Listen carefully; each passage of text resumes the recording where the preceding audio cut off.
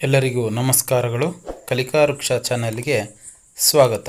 ಈ ವಿಡಿಯೋ ನೋಡ್ತಿರುವ ತಮ್ಮೆಲ್ಲರಿಗೂ ಧನ್ಯವಾದಗಳು.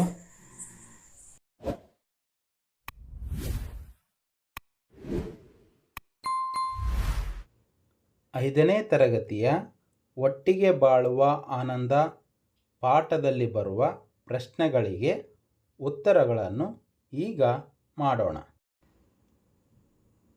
ಒಂದು ವಾಕ್ಯದಲ್ಲಿ ಉತ್ತರ ಬರೆಯಿರಿ. ಒಂದನೇ ಪ್ರಶ್ನೆ, ಗುಂಡನೆಯ ಕಲ್ಲು ಎಲ್ಲಿತ್ತು?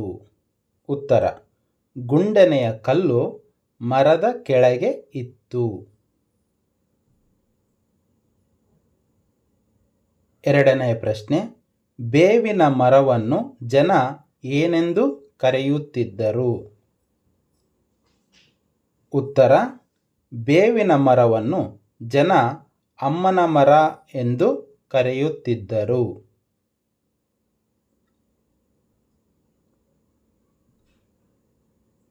ಮೂರನೆಯ ಪ್ರಶ್ನೆ, ಕಲ್ಲು ಕೋಪದಿಂದ ಏನು ಮಾಡಿತು?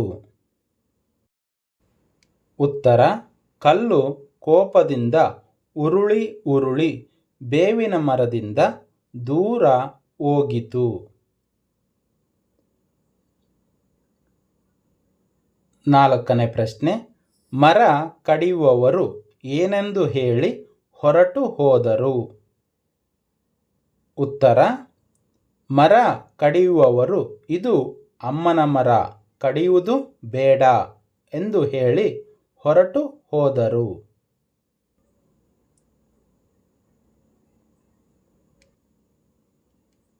ಐದನೇ ಪ್ರಶ್ನೆ, ಕಲ್ಲು ಹೊಡೆಯುವವರು ಏನೆಂದು ಹೇಳಿ ಹೊರಟು ಹೋದರು? ಉತ್ತರ, ಕಲ್ಲು ಹೊಡೆಯುವವರು ಇದು ಅಮ್ಮನ ಕಲ್ಲು, ಹೊಡೆಯುವುದು ಬೇಡ ಎಂದು ಹೇಳಿ ಹೊರಟು ಹೋದರು.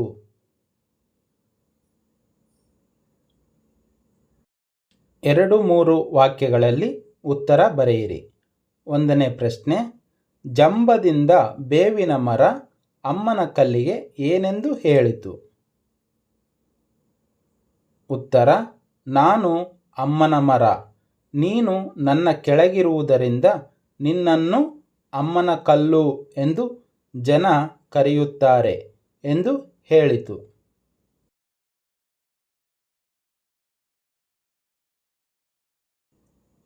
ಎರಡನೇ ಪ್ರಶ್ನೆ, ಜಂಬದಿಂದ ಅಮ್ಮನ ಕಲ್ಲು ಬೇವಿನ ಮರಕ್ಕೆ ಏನೆಂದು ಹೇಳಿತು?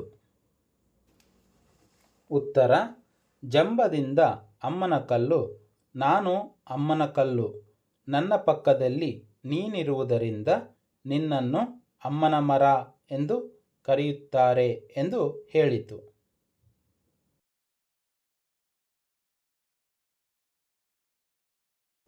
ಮೂರನೆಯ ಪ್ರಶ್ನೆ, ಬೇರೆ ಬೇರೆಯಾಗಿದ್ದ ಬೇವಿನ ಮರ ಮತ್ತು ಕಲ್ಲನ್ನು ನೋಡಿ ರೈತನು ತನ್ನ ಮಕ್ಕಳಿಗೆ ಏನು ಹೇಳಿದನು?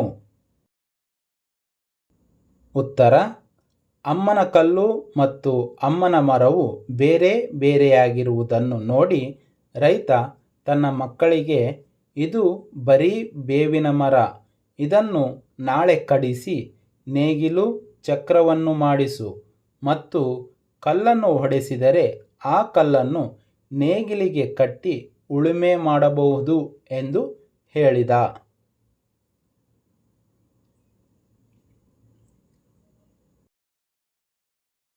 ನಾಲ್ಕನೇ ಪ್ರಶ್ನೆ, ಬೇವಿನ ಮರ ಮತ್ತು ಅಮ್ಮನ ಕಲ್ಲು ಮತ್ತೆ ಹೇಗೆ ಸ್ನೇಹಿತರಾದವು?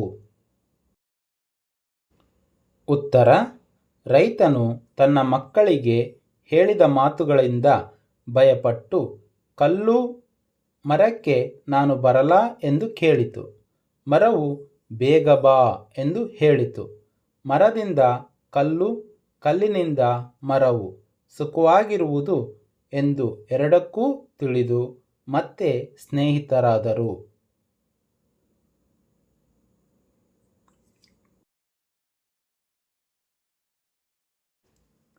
ಖಾಲಿ ಬಿಟ್ಟ ಸ್ಥಳಗಳನ್ನು ಸೂಕ್ತ ಪದಗಳಿಂದ ತುಂಬಿರಿ. ಒಂದನೆಯದು, ಬೇವಿನ ಮರವನ್ನು ಜನ ಡ್ಯಾಶ್ ಎಂದು ಕರೆಯುತ್ತಿದ್ದರು? ಅಮ್ಮನ ಮರ. ಎರಡನೆಯದು, ನಾವಿಬ್ಬರೂ ಒಬ್ಬರಿಂದ ಒಬ್ಬರು ಡ್ಯಾಶ್ ಜನರು ನಮ್ಮಿಬ್ಬರನ್ನು ನಾಶ ಮಾಡುತ್ತಾರೆ. ಉತ್ತರ, ದೂರವಾದರೆ. ಮೂರನೆಯದು, ಇದು ಅಮ್ಮನ ಮರ ಡ್ಯಾಶ್ ಬೇಡ ಎಂದು ಹೊರಟು ಹೋದರು. ಕಡಿಯುವುದು. ಉತ್ತರ.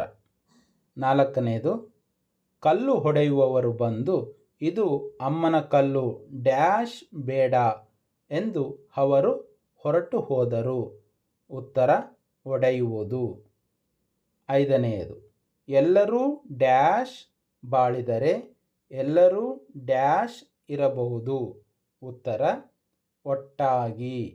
ಎರಡನೆಯದು, ಸುಖವಾಗಿ. ಆತ್ಮೀಯರೇ, ಈ ಕಲಿಕಾವೃಕ್ಷ ಚಾನಲ್ ಅನ್ನು ಸಬ್ಸ್ಕ್ರೈಬ್ ಮಾಡಿಕೊಂಡು ನನ್ನ ಸ್ನೇಹಿತರ